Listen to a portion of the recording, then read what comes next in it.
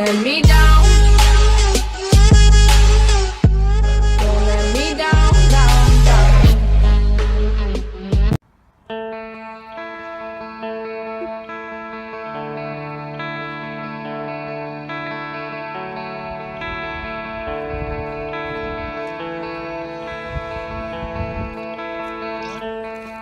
I spent some time in Roanoke, Virginia, one of the most beautiful places I've ever lived. It's this little valley surrounded by the Blue Ridge Mountains. And across the street from where I live was a park. You could look over in the evening and you would see hundreds of fireflies flying around. And I always thought it was such a cool thing, you know, bringing me back to when I was young, when I was a kid, and it was such a thrill in running around trying to chase those things. And seeing this day in and day out led me to think, 24, 25 years later, about all the things that have changed in my life.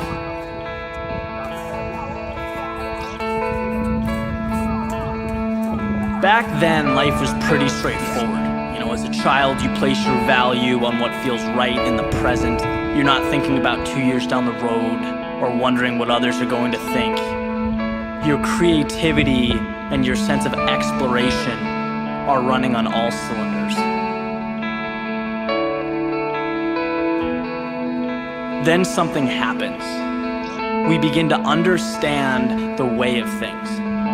We see what's valued in society. We see what's expected. We see how success is defined. And so begins our ascent up the ladder. And rung by rung we climb, looking above us, below us to see where others are, see how fast they've moved in relation to us. And eventually this coincides with how we see ourselves. And as you know, how you see yourself is the best indicator of what you will become.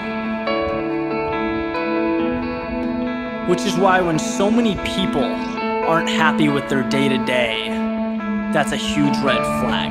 That's breathing, that's not living.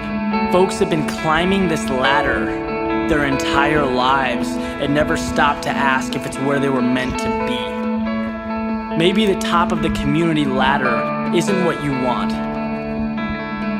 but you never thought, you only acted. And if you don't think, if you don't ask yourself the question, you will climb and you will climb and you will climb until you burn out. I try and spend a few minutes every day thinking about this. It's the most important thing I can spend time on. It's my life. It's more important than green paper. It means more than the opinions of others. It's the backbone of everything. Everything around me and the meaning I give it stems from how I identify myself, who I am. Which brings me back to those fireflies, to running around on a hot summer evening, not having a care in the world. There is something intrinsically perfect about those moments.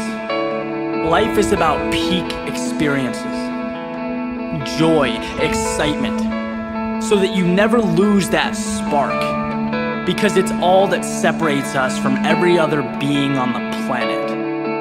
If we don't have that, what do we have? What separates us from ants moving dirt? Monotonous action based on instinct. There's just no thrill in that. Why not create a life that allows you to feel that excitement every day? Don't act because you're supposed to. Act because you so desperately want to that there's no other option. Because you couldn't live without the adventure. You couldn't pass on the experience. Here's a secret.